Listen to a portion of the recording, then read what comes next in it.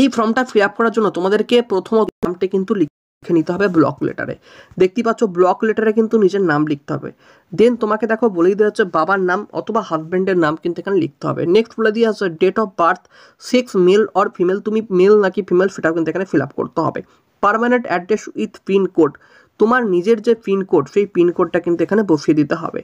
Address of কারেসপন্ডস with pin code, দেন তোমাকে দেখো বলে দেওয়া হচ্ছে যে তোমার অ্যাড্রেস এখন বর্তমানে কোথায় এবং তারপর পিনকোড দিতে হবে।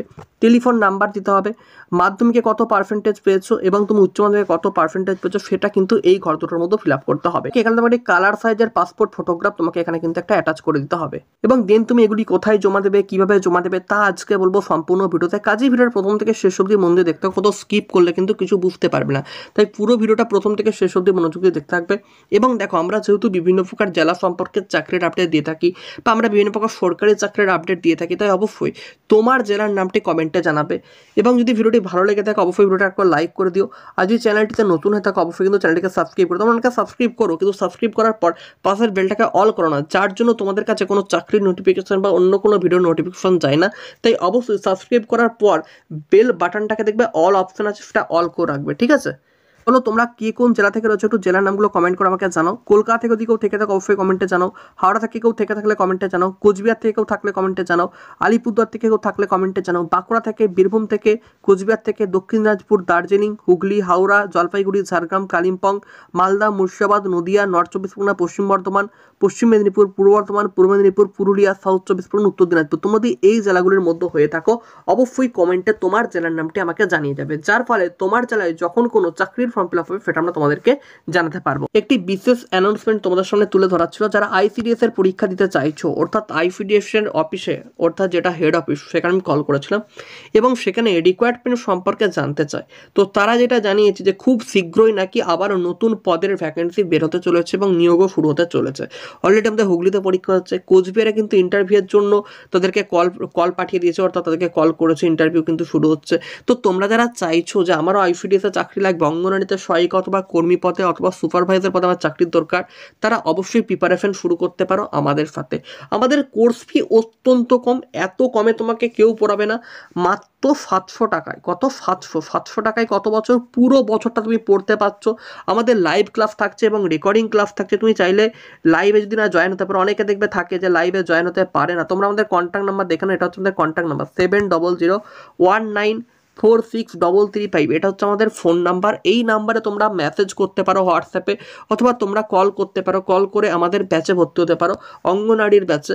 তো আমরা কিন্তু সমস্ত সাবজেক্টের ক্লাস করাই, সমস্ত সাবজেক্টের জন্য আলাদা আলাদা করে টিচারও থাকছেন। আমাদের লাইভ ক্লাসের সাথে সাথে রেকর্ড থাকে, অর্থাৎ তুমি যে কোনো সময় যে কোনো মুহূর্তে নেট অফ থাক বা অন থাক, অর্থাৎ যদি নেটওয়ার্ক নাও থাকে তাও তুমি কিন্তু এই ক্লাসগুলির অ্যাক্সেস বা দেখতে পাবে। এবং সাথে আমরা পিডিএফ বা নোটসপত্র সব কিছু দিয়ে দিই, পুরোনো কোশ্চেন পেপার দিয়ে দিই। অবশ্যই তুমি এখান থেকে কোচিং না অবশ্যই পাস করবে। কোর্স ফি অত্যন্ত কম, মাত্র 700 টাকা। দেখো 700 টাকায় তুমি পুরো বছর পড়তে পারছো, এত কমে তোমাকে কিন্তু আজকালে কেউই পড়াবে না। চলো, যারা ভর্তি হতে চাইছো আইসিডিএস এর ব্যাচে তারা অবশ্যই কিন্তু এই নাম্বারে কন্ট্যাক্ট করে নাও, এটা হচ্ছে আমাদের কন্ট্যাক্ট নাম্বার, ঠিক আছে? অলরেডি কিন্তু West Bengal health recruitment board কবে তোমাদের নার্স নিয়োগ করতে পারে এই নিয়েও প্রচুর প্রশ্ন উঠেছিল, তো এটাও একটু বলে দিই। তাকে অলরেডি দেখতে পাচ্ছ 6000-এর কাছাকাছি ভ্যাকেন্সি, অর্থাৎ 5000 প্লাস মানে 6000-এর কাছাকাছি ভ্যাকেন্সি কিন্তু রয়েছে।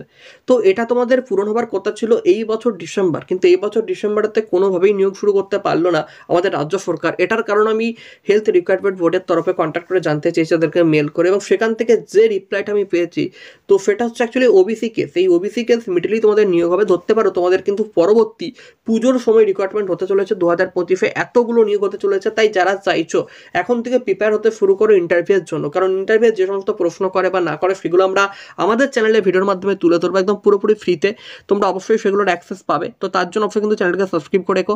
তো আজকে একটা কথা তোমাদেরকে বলতে চাই যে তোমরা যারা নার্সিং পড়েছো অর্থাৎ নার্সিং কোর্স কমপ্লিট করেছো কিন্তু জব পাচ্ছ না, তারা বিভিন্ন প্রকার দেখবে কন্ট্রাকচুয়াল বেসিক বিভিন্ন হসপিটালে নিয়োগ হচ্ছে, প্রাইভেট বা গভর্নমেন্ট হসপিটালে নিয়োগ হচ্ছে। তো তোমরা সেগুলোতেই কাজ করতে পারো, যখন নার্স নিয়োগ হবে তখন তোমরা আবার এগুলোতেও অ্যাপ্লাই করতে পারবে।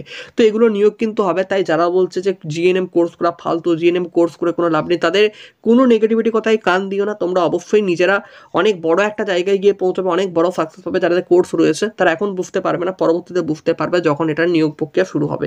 তো তোমাদেরকে অবশ্যই জানো যে মাধ্যমিকের নাম্বার ডিপেন্ড করে, উচ্চ মাধ্যমিকের নাম্বার ডিপেন্ড করে, 3 বছর জিএনএম কোর্সের নাম্বার ডিপেন্ড করে, অ্যান্ড ইন্টারভিউয়ের নাম্বার এখানে ডিপেন্ড করে। এতগুলো মার্কস নিয়ে তোমাকে তোমাদের প্রত্যেকে কিন্তু এই ফর্মটি ফিল আপ করতে হবে। ফিল আপ করার জন্য প্রথমত দেখো লেখা আছে name of the applicant in block letter, অর্থাৎ তোমাদের প্রত্যেক কিন্তু ব্লক লেটারে আধার কার্ডে যেমন নাম লেখা আছে সেই নাম দিয়ে ফর্মটা ফিল আপ করতে হবে। দেন দেখো 2 নম্বরে রয়েছে ফাদার্স অ্যান্ড হাজব্যান্ড নেম।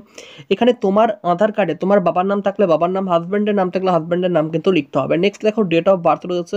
এই ডেট অফ বার্থ তোমার জন্ম সার্টিফিকেটে যেমন রয়েছে ঠিক তেমনভাবেই তোমাদেরকে এখানে ডেট অফ বার্থটি লিখতে হবে। নেক্সট 4 নম্বর হচ্ছে সেক্স, মেল আর ফিমেল। তুমি যদি মেল হয়ে থাকো তাহলে মেল লিখবে, ফিমেল হলে ফিমেল লিখবে। 5 নম্বর রাখো পার্মানেন্ট অ্যাড্রেস, অর্থাৎ তোমার যে অ্যাড্রেস তুমি যেখানে পার্মানেন্টলি থাকো সেই জায়গাটার নাম এখানে তোমাকে লিখতে হবে, অর্থাৎ তোমার গ্রামের নাম, তোমার ডিস্ট্রিক্টের নাম, তোমার থানার নাম সব কিছু এই ঘরটার মতো লিখে ফিল আপ করতে হবে। Address of correspond with pincode, pincode তোমাকে দিতে হবে এবং তোমার অ্যাড্রেস কিন্তু লিখতে হবে। নেক্সট দেখো টেলিফোন, মোবাইল নাম্বার, তারপর দেখো ইমেল আইডি যা রয়েছে step by step fill up করবে। আমি ফর্মটার লিঙ্ক নিচের ডেসক্রিপশনে দিচ্ছি। মাধ্যমিকে কত পার্সেন্টেজ মার্কস পেয়েছো, উচ্চ মাধ্যমিকে কত পার্সেন্টেজ মার্কস পেয়েছো এবং তুমি জিএনএম কোর্সে কত পার্সেন্টেজ মার্কস পেয়েছো সেটা কিন্তু লিখতে হবে। এবং তারপর দেখো রয়েছে এখানেতে এই যে ওয়েস্ট বেঙ্গল নার্সিং কাউন্সিলের আমি জিএনএম কোর্স করলে দেখবে প্রত্যেকের একটা রেজিস্ট্রেশন নাম্বার থাকে, সেই রেজিস্ট্রেশন নাম্বারটা কিন্তু এখানে তোমাকে অ্যাটাচ করতে হবে, অর্থাৎ তোমাকে রেজিস্ট্রেশন নাম্বারটা এখানে লিখে দিতে হবে। এবং এক্সপিরিয়েন্স যদি তোমার থাকে তাহলে তোমাকে অবশ্যই এক্সপিরিয়েন্সটা লিখতে হবে যে তুমি কি এক্সপিরিয়েন্স তোমার রয়েছে, তুমি স্টাফ নার্সের এক্সপিরিয়েন্স রয়েছে নাকি তুমি নার্সিংয়ের কোনো অফিসারের এক্সপিরিয়েন্স রয়েছে, তুমি কত বছর কাজ রয়েছে বা কত বছর কাজটা তুমি করেছো সেটা তোমাকে এখানে লিখতে হবে। দেন দেখো তোমার ডিক্লারেশন, এখানে ডিক্লারেশনেরটা পুরোটা পড়ে নাও। পড়ে নেবার পরে তোমাকে সিগনেচার অফ দ্য অ্যাপ্লিক্যান্ট লিখতে হবে। ডেট এখানে কিন্তু দিতে হবে। ডেট কি দেবে না, যেই ডেটটাতে তুমি ফর্ম ফিল আপ করছো সেই ডেটটা কিন্তু এখানে দিয়ে দেবে। নিজে দেখো এই যে ফর্মটি রয়েছে এই ফর্মটি তুমি ফিল আপ করবে। ফিল আপ করার সাথে অ্যাপ্লিকেশন ফর্মটি নিয়ে তোমাকে জমা দিতে হবে। দেখো Pearson memorial hospital, Visva Bharati Santiniketan, এখানে তোমাকে কিন্তু জমা দিয়ে আসতে হবে। তোমাকে টাইম দেওয়া হয়েছে দেখো 4/1/2025, অর্থাৎ 2025 জানুয়ারি 4 তারিখে চিফ মেডিকেল অফিসারের যে অফিস রয়েছে সেখানে কিন্তু তোমাকে অবশ্যই জমা দিয়ে আসতে হবে বিকাল 5টার মধ্যে। কটি পোস্ট রয়েছে না দেখো জেনারেল ডিউটি মেডিকেল অফিসার জিডিএমওর জন্য কিন্তু 2টি পোস্ট রয়েছে। নট এক্সিডিং 45 ইয়ার্স, অর্থাৎ 45 বছর বয়স অবধি নেওয়া হবে, এর ওপরে বয়স হলে তোমাকে এখানে নেওয়া হবে না। এবং এসেনশিয়াল কোয়ালিফিকেশন দেখো এমবিবিএস রয়েছে, অর্থাৎ এমবিবিএস পাস আউট থাকতে হবে। যারা এমবিবিএস করেছো তারা এখানে অ্যাপ্লাই করতে পারছো। আরেকটি রয়েছে দেখো এখানে তোমাকে বলেছে name of the post nursing officer, ঠিক আছে। আচ্ছা এমবিবিএস পোস্টের যেটা আছে আর কি জিডিএমও, ওখানে 70,000 টাকা পার মান্থ বেতন রয়েছে। এবং name of the post nursing officer, nursing অফিসারের যে 2টো ভ্যাকেন্সি রয়েছে, অর্থাৎ তার জন্য তোমাদেরকে অবশ্যই জিএনএম কোর্স কমপ্লিট থাকতে হবে যে কোনো গভর্নমেন্ট অথবা প্রাইভেট ইনস্টিটিউট থেকে, এবং সেখানে যেন অবশ্যই আমাদের ওয়েস্ট বেঙ্গলে অর্থাৎ WBNC রেজিস্ট্রেশন থাকে এবং 35 বছর বয়স অবধি নেওয়া হবে, এর ওপরে বয়স হলে নেওয়া হবে না। এখানেও কিন্তু 2টো পোস্ট রয়েছে, অর্থাৎ যারা জিএনএম কোর্স কমপ্লিট করেছে তারা এখানে অবশ্যই তোমরা অ্যাপ্লাই করতে পারো। এবং যে কোনো প্রাইভেট বা গভর্নমেন্ট জায়গা থেকে বা যে কোনো প্রাইভেট বা গভর্নমেন্ট হসপিটালে তুমি যদি 1 বছর ডিউটি করে থাকো তাহলে তোমার এক্সপিরিয়েন্সটা ওখানে লিখে দেবে এবং তোমাকে কিন্তু এখানে 30,000 টাকা স্যালারি দেওয়া হবে।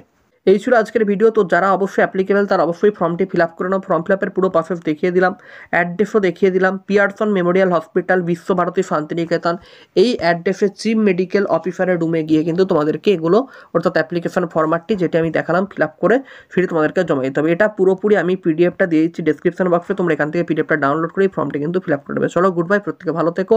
পরবর্তী ভিডিওর আপডেটের জন্য অবশ্যই কিন্তু চ্যানেলকে সাবস্ক্রাইব করে রেখো।